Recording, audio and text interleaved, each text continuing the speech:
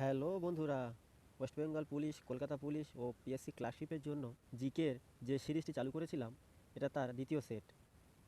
আগের সেটে যেমন আমরা 25টি ইম্পর্টেন্ট জিকে কোশ্চেন নিয়ে আলোচনা করেছিলাম, আজকের সেটেও ঠিক 25টি ইম্পর্টেন্ট কোশ্চেন থাকবে। এই প্রশ্নগুলি বিগত বছরের এক্সামগুলিতে বারবার এসেছে এবং আগামী সমস্ত এক্সামে আসবে। তো ভিডিওটি শুরু করার আগে বলে দিই, ভিডিওটি ভালো লাগলে লাইক শেয়ার করে দিও আর চ্যানেলটিকে সাবস্ক্রাইব করে দিও। চলো বন্ধুরা, আজকের প্রথম প্রশ্ন দেখে নিই। বন্ধুরা, আজকের প্রথম প্রশ্নটি হলো, জালিয়ানওয়ালাবাগের হত্যাকাণ্ড কত খ্রিস্টাব্দে হয়েছিল? তো জালিয়ানওয়ালাবাগের হত্যাকাণ্ড হয়েছিল 13 এপ্রিল 1919। অপশান বি হয়ে যাবে সঠিক উত্তর। পরের প্রশ্নটি হলো, কোন রাজ্য দ্বিখণ্ডিত হয়ে ঝাড়খণ্ড রাজ্য গঠিত হয়? তো ঝাড়খণ্ড রাজ্য গঠিত হয়েছিল বিহার থেকে। অপশান সি হয়ে যাবে সঠিক উত্তর। শিব সমুদ্রম জলপ্রপাত কোন নদীর তীরে অবস্থিত? শিব সমুদ্রম জলপ্রপাতটি কাবেরী নদীর তীরে অবস্থিত। অপশান এ হয়ে যাবে সঠিক উত্তর। ভারতবর্ষের কোন রাজ্যে সর্বপ্রথম কফি চাষের প্রচলন হয়? তো ভারতবর্ষের প্রথম কর্ণাটকে কফি চাষে শুরু হয়। অপশান এ হয়ে যাবে সঠিক উত্তর। আইরিশ মানুষের শরীরের কোন অংশে অবস্থিত? ও আইরিশ, কর্নিয়া, রেটিনা এগুলি মানুষের চোখে অবস্থিত। অপশান এ হয়ে যাবে সঠিক উত্তর। পেনিসিলিন কে আবিষ্কার করেন? এই প্রশ্নটি খুবই ইম্পর্টেন্ট। পেনিসিলিন কে আবিষ্কার করেন? পেনিসিলিন আবিষ্কার করেন sir Alexander Fleming. Option B হয়ে যাবে সঠিক উত্তর। নিম্নোক্ত কোন রাজ্যটিতে বিধান পরিষদ নেই? তো বিধান পরিষদ মহারাষ্ট্রে আছে, বিহারে আছে, উত্তরপ্রদেশে আছে, কিন্তু রাজস্থানে নেই। অপশান এ হয়ে যাবে সঠিক উত্তর। ইংরেজ সরকারের পেশ করা ইলবার্ট বিল কিসের সঙ্গে সম্পর্কিত ছিল? তো ইংরেজ সরকারের পেশ করা ইলবার্ট বিল বিচার ব্যবস্থার সঙ্গে যুক্ত ছিল। অপশান বি হয়ে যাবে সঠিক উত্তর। নাইট্রিক অ্যাসিডের রাসায়নিক সংকেত কী? নাইট্রিক অ্যাসিডের রাসায়নিক সংকেত হলো HNO3। অপশান এ হয়ে যাবে সঠিক উত্তর। জিম করবেট ন্যাশনাল পার্ক কোন রাজ্যে অবস্থিত?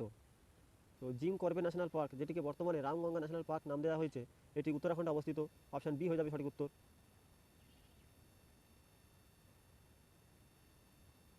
মুড়ির হিন্দালকো ফ্যাক্টরি কোন নদীর তীরে অবস্থিত? তো মুড়ির হিন্দালকো এই ফ্যাক্টরিটি সুবর্ণরেখা নদীর তীরে অবস্থিত।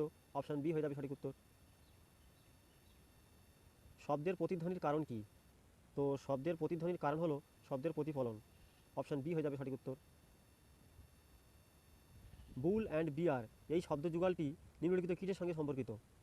তো বুল অ্যান্ড বিয়ার এই শব্দ দুটি আমরা অর্থনীতি বা ইকোনমিক্সে শুনতে পাই, যেটা অপশান ডিতে রয়েছে, সুতরাং অপশান ডি হয়ে যাবে সঠিক উত্তর। বাংলার আকবর কাকে বলা হয়? এই প্রশ্নটি পিএসসির সমস্ত এক্সামে বহুবার এসেছে, খুবই খুবই ইম্পর্টেন্ট। তো বাংলার আকবর বলা হয় হোসেন শাহ। অপশান সি হয়ে যাবে সঠিক উত্তর। এই বিহু নৃত্যটি খুবই ইম্পর্টেন্ট প্রশ্ন, এটি পিএসসি এবং এসএসসি সমস্ত এক্সামে বহুবার এসেছে। তো বিহু নৃত্যটি সবাই জানো, অপশান ডি আসামের সঙ্গে সম্পর্কিত। নিচের কোন নদীটি অমরকণ্টক থেকে উৎপত্তি লাভ করেছে? তো অমরকণ্টক থেকে উৎপত্তি লাভ করেছে নর্মদা নদী। অপশান এ হয়ে যাবে সঠিক উত্তর। পানিপথের তৃতীয় যুদ্ধ কত সালে হয়েছিল? তো পানিপথের তৃতীয় যুদ্ধ হয়েছিল 1761 খ্রিস্টাব্দে আহমদ শাহ আবদালি ও মারাঠাদের। এর মধ্যে দেখে নাও, 1526 সালে হয়েছিল পানিপথের প্রথম যুদ্ধ। পানিপথের দ্বিতীয় যুদ্ধ হয়েছিল 1556 সালে এবং 1764 সালে হয়েছিল বক্সারের যুদ্ধ।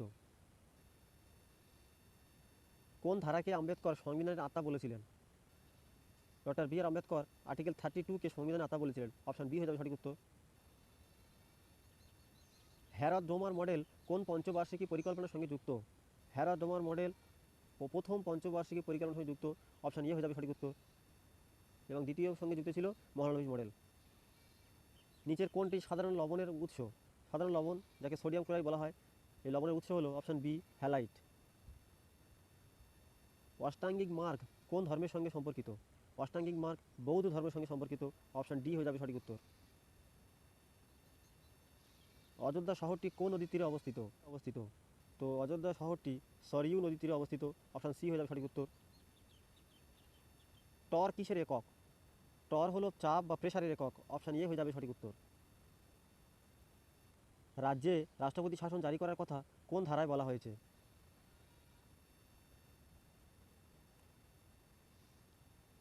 তো তো রাজ্যে রাষ্ট্রপতি শাসন জারি করার কথা বলা হয়েছে 356 নম্বর আর্টিকেল। অপশান বি হয়ে যাবে সঠিক উত্তর। 25 নম্বর এবং আজকের এই সেটের শেষ প্রশ্ন, বিলিফ এই পুস্তকটি কার আত্মজীবনী? তো বিলিফ এই পুস্তকটি সুরেশ রায়নার আত্মজীবনী। অপশান ডি হয়ে যাবে সঠিক উত্তর। তো বন্ধুরা, এই ছিল দ্বিতীয় সেটের 25টি ইম্পর্টেন্ট প্রশ্ন। তোমরা এই প্রশ্নগুলি বারবার করে রিভিশন করতে থাকো, দেখবে আগামী এক্সামগুলিতে অবশ্যই এর থেকে কমন পেয়ে যাবে। তো ভিডিওটি ভালো লাগলে লাইক শেয়ার করে দিও ও চ্যানেলটিকে সাবস্ক্রাইব করে দিও। ধন্যবাদ।